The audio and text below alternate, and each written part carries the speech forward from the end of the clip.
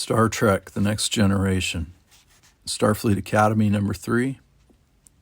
Survival. Chapter 3. Tanya and Mac were checking over the energy level of the generator that was powering the few functioning buildings. Tanya glanced up when Worf walked in. He had his arms draped behind his back, just as he usually did when he made his rounds. And as he had so many times before, he rumbled, "Report!" Tanya smiled slightly. "Same as yesterday, Worf, and the same as the day before that, and the day before that. The generator is operational, the power levels are acceptable, all connections are holding solidly. There are no disruptions in any of the lines." She paused. "Did you expect me to say something else?" He did not return her smile. "I expect that you will respond with an accurate report. Nothing more than that." She nodded. "All right, Mr. Worf," she said simply. "I understand." He turned on his heel, and then Tanya said, "Oh, Mr. Worf."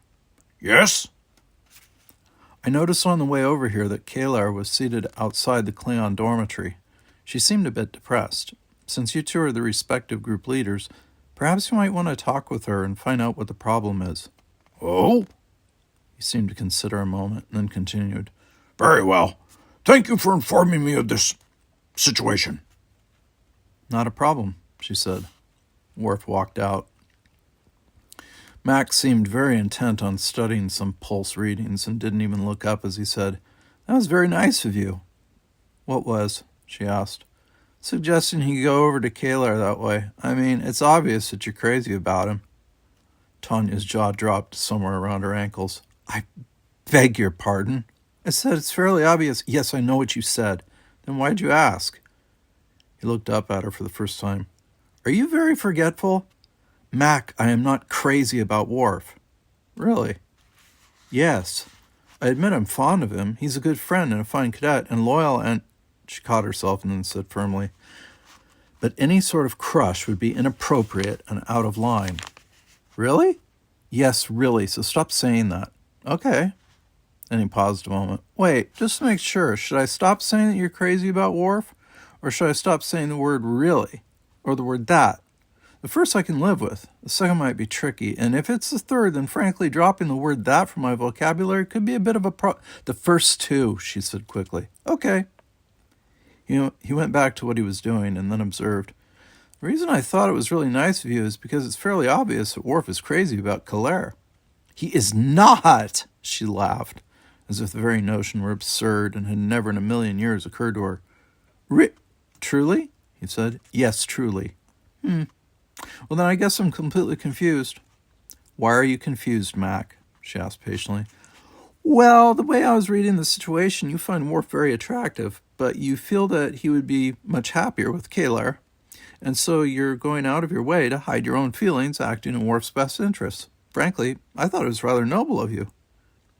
"Yes, well, I suppose that if that was what I was doing, it would be kind and noble of me. Not that it is what I'm doing, mind you." "Whatever you say, Tanya." There was silence for a long moment, and then Tanya smiled and said, "You know, Mac, I have to admit that for a guy who doesn't seem to be paying much attention to what's going on, you constantly amaze me." He looked up. "I'm sorry, what?" "Forget it," she said. "All right," he replied, and ducked his head back down to work. Kalar was precisely where Tanya had said she was. She was seated just outside the building that was serving as a Klingon residence hall on a piece of upright rubble. Worf came to a halt beside her and just stood there, his arms folded across his chest. "Salida is overdue," he said. "She told me the direction she was going to be exploring today. Even taking into account that it is further from the city than she has gone before, she should still have returned by now. I am planning to go in search of her." "Do you need any help?" she asked. "Are you volunteering?" "Are you asking?" "I am not asking." "Then I am not volunteering." There was silence between them for a moment. Worf rolled his eyes. "If the two of us went together," Worf said, "then one of us could return to the encampment to summon help, should there be a difficulty." "True." Again, there was a pause. "Then you're asking that I come along?" "I am merely observing out loud the advantages." "Very well. she said. She stood and brushed dust from the back of her clothes. Since you require my presence, I do not. I would like to come along, she finished, sounding a bit less formal than before. Worf did not smile, of course. That would have been inappropriate. He was, however, inwardly amused. Two Klingons, so driven by matters of pride and self-reliance that neither of them could possibly admit that he or she might need help, or even admit to the idea that maybe, just maybe, each would like to spend some time with the other. Nothing else would have been appropriate. They headed in the direction that Salida had gone, bringing with them some simple equipment such as tricorders, phasers, in the unlikely event some danger presented itself, and canteens, in the more likely event that thirst presented itself. Occasionally, Worf glanced Kalar's way, but she didn't seem particularly interested in conversing. Nevertheless, he decided to toss a question her way. Why were you sitting outside in that manner earlier? Does Starfleet recommend a different manner of sitting? She replied. His mouth twitched in just the slightest semblance of a smile, but he didn't let it show. No, that was Starfleet issue sitting. Good, she sighed. And before Worf could inquire further, she volunteered, I did not wish to go in because Kodash was in there.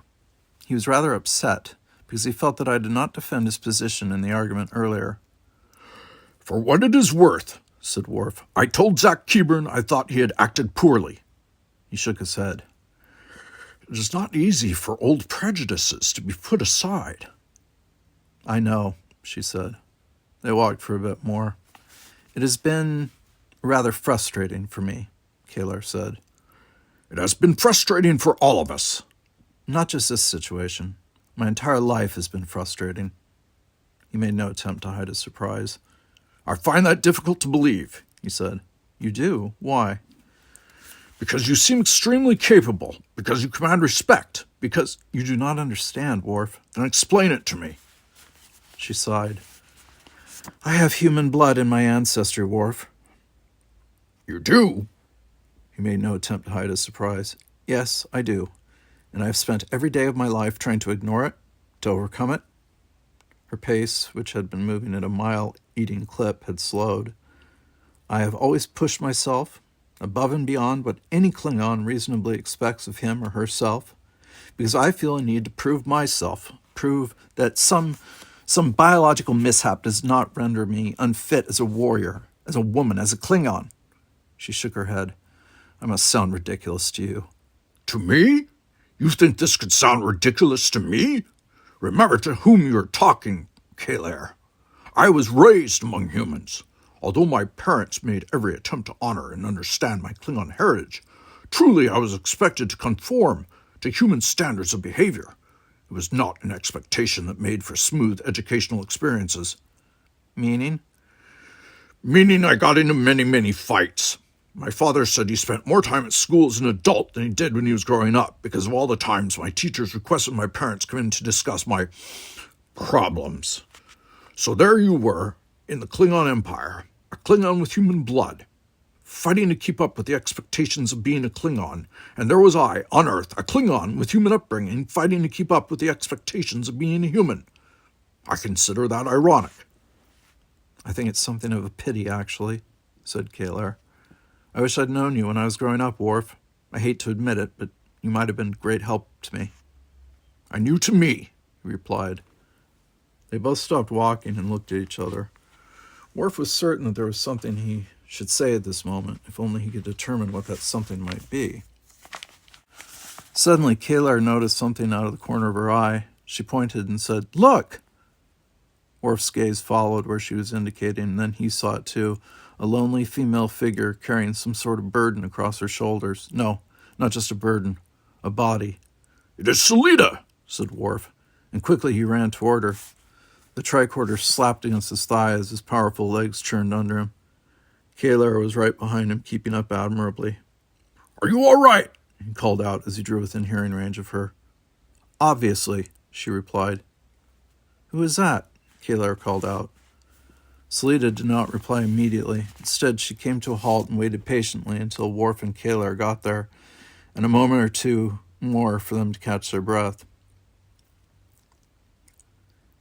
"He is," she said when they were composed, "our former attacker. I found his ship, then he found me, then I found his shoulder, and that was sufficient to terminate the first meeting."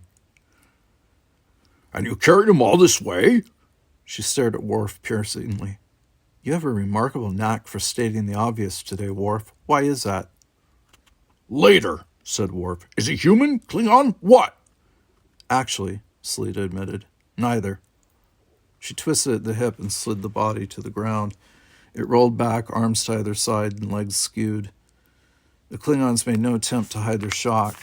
As for Salida, she had either never been surprised or was simply too skillful at hiding it. "The face of the enemy," she said tonelessly. And that face belonged to a member of a very familiar species, a species whose representatives on the planet had just doubled in number. The unconscious attacker was a Brickar.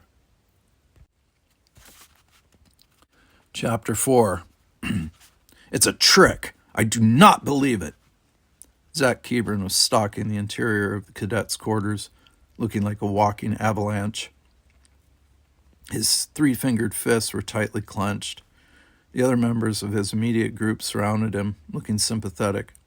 "Zach," began Worf, for what seemed the 100th time. But Zach was not paying attention. He whirled on Salida and snapped, "How could you have done this?" Salida's face, as always, was impassive. "I have done nothing, Zach, except my duty as a Starfleet cadet. That, and successfully fought for my life." "What would you have preferred, Zach?" Tanya asked. "That Salida get killed so that your pride could remain intact?" For the briefest of moments, he actually seemed to be considering it. Then he dismissed the idea as ludicrous, of course, but the sting of the situation still remained. "What am I supposed to do now?" he demanded, but there was a hint of pleading in his voice. "For weeks I've been at odds with the Klingon team. They've regarded every action I've taken with suspicion, and I have held them in precisely the same light. Now we find this supposed attacker, and he's one of my people? Not even human, but a..." Then his voice trailed off as something clearly occurred to him. "What is it, Zach?" asked Worf. "He couldn't be Brickar," said Zach with growing excitement. "His ship is intact." "It's not intact," Salida said. "I don't mean that it's not damaged," Zach said. "I mean that there shouldn't be anything left to it at all. It is standard Brickar procedure that if a Brickar pilot loses command of his ship for any reason, he is to destroy it." "Perhaps he still hoped to repair it?" Tanya offered. "But now he's been captured," shot back Zach, "and the ship is still there. That proves conclusively that he cannot be That was when it happened. There was a sudden, massive flash of light on the horizon that immediately caught their attention, visible through the open door of the building. The cadets shielded their eyes against the intensity of it. Seconds later, the light was followed by the sound. Loud but not deafening, a self-contained explosion, but still unquestionably powerful. Last came the wind, blowing harshly, kicking up dust and sending pebbles skittering down the deserted streets of the Dantar 4 encampment.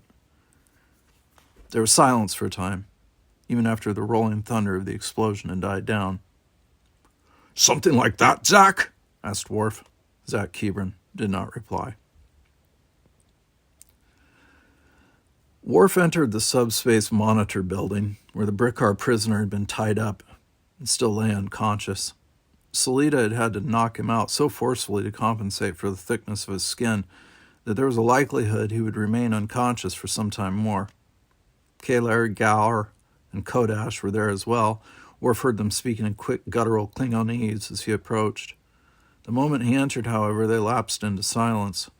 The two male Klingons were regarding him with a mixture of suspicion and outright contempt. Kalar's expression was carefully guarded and neutral. By way of launching the conversation, however, she did say, "Your Salida does good work." "She is very efficient," Worf agreed readily. Kodash, however, was in no mood for compliments or small talk. "One Brickar may still be unconscious," he said, "but there is no reason we should not be questioning the other one." "I presume," Worf said, "that you're referring to Starfleet Cadet Keeburn." "Of course I am." "He has nothing to tell you," said Worf. "He has nothing to offer in this matter, except his own anger at the behavior of one of his own people." "For the love of Kalis, open your eyes, Worf," roared Gower, backing up Kodash as he always did. Clearly it is a conspiracy. Keebran was working with him. He is not a suspect in this matter, Worf said flatly. You cannot tell me. Wrong, Gower. I can indeed tell you, and you will listen. His look included all of them. It appears to me, Worf said slowly, choosing every word with care, that you have been laboring under a misapprehension. I have tried at every opportunity to display restraint with you. I felt it important for the smooth operation of this temporary facility. I had emphasized the importance of such restraint to my classmates as well, and with the exception of the fight between Kodash and Zach, that self-control was being displayed. I am beginning to think, however, that my reserve has caused you to underestimate me, to underestimate all of us, to make you believe that you can address us however you wish, whenever you wish. This is not the case. Kalara leaned back on a console, drawing up one leg and wrapping her arms around it. She looked remarkably casual under the circumstances. I presume there is a point you're trying to get across? She asked. 2, Worf corrected. First, I wish to make clear that we are not weak, nor are we going to shrink from a fight. Second, there is to be no harassment of Zach Keebran because of our prisoner's origin.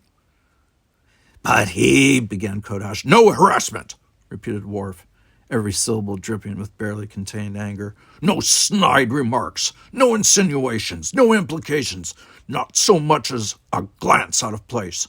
This situation is not of his making. He is more upset about it than anyone else involved, and you will not exacerbate this condition with crude and insensitive remarks directed at Zach Keebran. It will not be tolerated. Is that clear as well? There was a long, dead silence. Completely, said Kalar. Gower's head snapped around. Undoubtedly, he was about to offer a protest, but then he saw the look in Kalar's eyes and he thought better of it. Kodash remained silent. It was at that moment that the Brickar prisoner began to stir. Immediately, the attention of all the Klingons was focused on him. The Brickar warrior groaned, shaking his head. Clearly, his neck was stiff. Automatically, he tried to reach up to rub the kinks out of it, but he was unable to move his hands. This revelation caused him surprise at first. Then understanding dawned as he felt the bonds keeping his hands immobile behind him.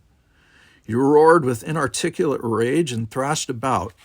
It was a rather impressive display, although it did not accomplish a single thing except to afford the Klingons some amusement. You might as well save your strength, Kalar told him. Your energy will be better served answering our questions. The Brickar looked up, noticing her for the first time. His gaze swiveled across all the Klingons, pausing in confusion when his eyes lit upon the Klingon wearing the Starfleet uniform.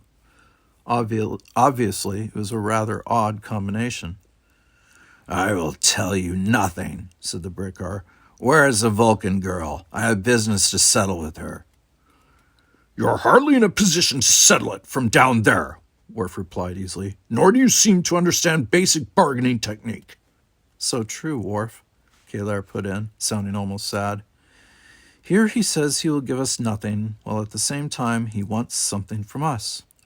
Oh, he will get something from us, said Worf. Watch him while I bring the remainder of my people over here. And then, Brickar... He knelt down, his face almost at the same level as the Brickar's. Then, I assure you, you will get far more than you bargained for.